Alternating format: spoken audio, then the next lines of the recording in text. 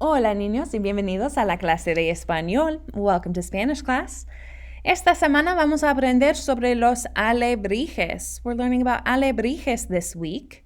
Some of you might recognize alebrijes from the movie Coco, and others of you may have just seen some alebrijes examples in real life or maybe in a history book. Either way, we're learning more about alebrijes today, their history, as well as about Pedro Linares, the famous artist that first imagined and created them. Empecemos, let's get started. At the top of the paper, we see the history of the alebrijes. And our study begins with, alebrijes are one of the most recognized crafts from Mexico. These creatures are a mixture between reality and fantasy, like a donkey with wings, a lion with a dog head, or maybe a rooster with bull horns, right? So reality and fantasy, that means something that's real, that really exists in the real world, and then mixing it with fantasy, something imagined or made up. So in reality, we do have donkeys, but we don't have donkeys with wings. We do have lions, but we don't have lions with a dog head, right? And we don't have roosters with bull horns. So a mixture of that reality and fantasy. Here we have some examples, mixing quite a few different animales. And one thing that they all have in common is that they're all very brightly colored. All alebrijes are very, very bright. And they also usually have a very unique design on them as well. Let's take a look at a few other examples. Here we're starting with a very famous example from a pretty famous cartoon in Mexico. Es un dragón. It is a dragon. Pero es una mezcla de animales. It's a mixture of different animals. Parece como tiene alas aquí. It looks like it has wings right here, but these look like maybe they're ladybugs. Y aquí parece como tiene las piernas y los brazos de una rana. It looks like it has the feet or the legs and the arms of a frog, right? Mixture. Aquí tenemos otro ejemplo. Parece como un lobo. It looks like it's a wolf, pero tiene alas. It has wings. And is again very brightly colored with a pretty unique design. Now, sometimes they're not a mixture of animals. Some alebrijes are just very brightly colored with unique design. For example, aquí tenemos un tucán. It is a toucan, right?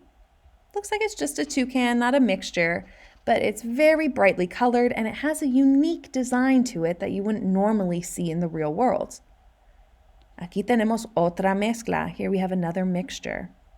Again, very bright and unique design.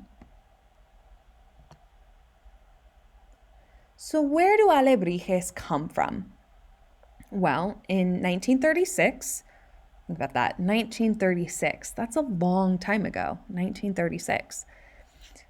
Pedro Linares, a very famous artist from the time, he got very sick and he had to stay in bed while his fever was so high.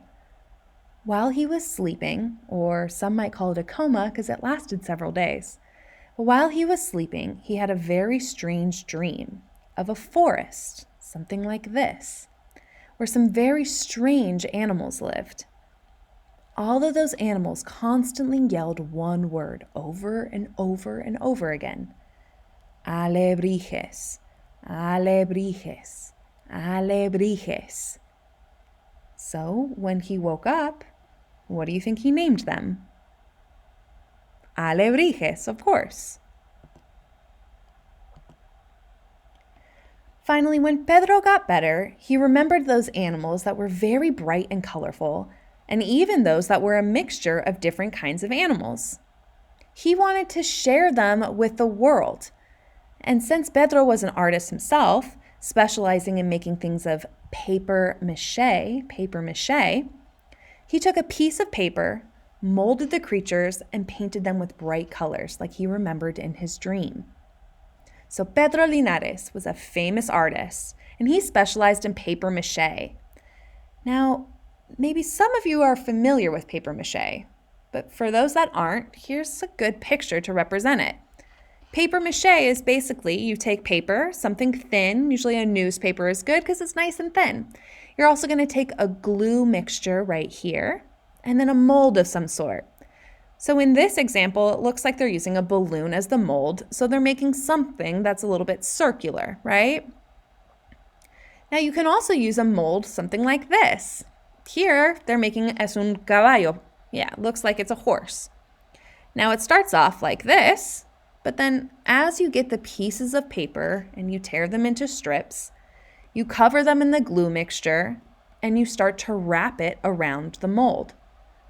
As you wrap it, it changes from being something that's two-dimensional into something that becomes three-dimensional and like a figurine. After it dries, you can paint it. And that's exactly what Pedro Linares himself did. So he's very good at this. He has his dream. He wants to share them with everyone. So this is what he makes originally. Let's see a few other examples. Here are some figurines, either from paper mache, and then sometimes now they're made out of wood. Notice these aren't mixtures of animals, but they are very brightly colored, and they have some pretty unique and cool designs.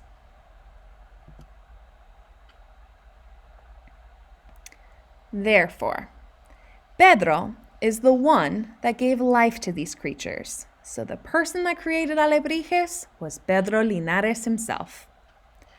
Although alebrijes don't technically have a connection to the celebration of Dia de los Muertos, the creators of the film Coco decided to use them in their film because of their vibrant colors, otherworldly nature, and Mexican origins. So the creators of Coco really wanted to tie in authentic pieces of Mexican history as they told their story about Miguel and his travel during Dia de los Muertos. Here we had some examples, starting with Dante himself, El Perro, the dog within Coco. Here you see he's turning into an alebrije. And again, he's growing alas, and he has very bright colors and unique designs. Otros ejemplos de la película, other examples from the movie, are Pepita. Pepita también es un alebrije, y es un alebrije de Mama Imelda, creo. I think that it's Mama Imelda's alebrije. Otro ejemplo es el mono de Frida. Another example is the monkey from Frida Kahlo. También algunos ayudantes. We had some other helpers in the movie. They weren't main characters, but here we have a porcupine. And he's a helper because he's bringing over the different, parece como taquitos. They look like taquitos. Y también aquí, right over here, at the end of the bridge, we had some other alebrijes. Un dragón. No sé qué es esto. I don't know what this is. Pero tiene orejas bien largas. Very long ears there. Okay, so we know that although alebrijes don't technically have a connection to Dia de los Muertos, the designers or the creators of Coco still decided to put them in the movie. And then they called them spirit guides, although that's not technically a belief in the Mexican culture. Every year, the Museum of Popular Art, en español, Museo de Arte Popular, abbreviated as MAPMAP, this famous museum organizes a parade of giant alebrijes in the capital, Mexico City. And they do this during the Dia de los Muertos celebration to showcase this creative Mexican art. So, Pedro Linares, he's long past. Remember, he first had this dream in 1936. That's a long time ago. But they're still popular to this day, and this very famous museum even puts on a famous parade every single year. Let's look at a few photos from that parade. Aquí está, bueno, no sé qué es. Es como un pájaro. It does look like a bird. Un serpiente, a snake of some kind. Una jirafa, maybe a giraffe. Mixture here. Look how big it is, though. Otro ejemplo. And another. So although these are very cool during the daytime, really cool part of it that I think is interesting is at night, because at night they illuminate and it makes them really seem like they're alive. Como eso. Cuando es bien oscuro, when it's really nice and dark, those colors really pop.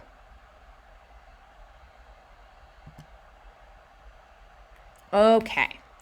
That's going to end our study of los alebrijes. In just a moment, your teacher is going to go over some cierto o falso questions, true or false. You guys are going to be reading the sentence, and you're going to decide whether that statement is true, cierto, or false, falso. Afterwards, you guys are going to be creating your own alebrijes. So you can pick from un zorro, a fox. ¿Qué más tenemos? A jaguar. Notice the bright colors here. We're not going to be doing an owl this year, but the third option es un conejo. It is going to be the rabbit. So we have three different options. We have the jaguar, we have the rabbit, and then we also have what was our last one? The fox. So three different options for you guys today. Okay? I look forward to seeing all of your decorations when I get back from the trip.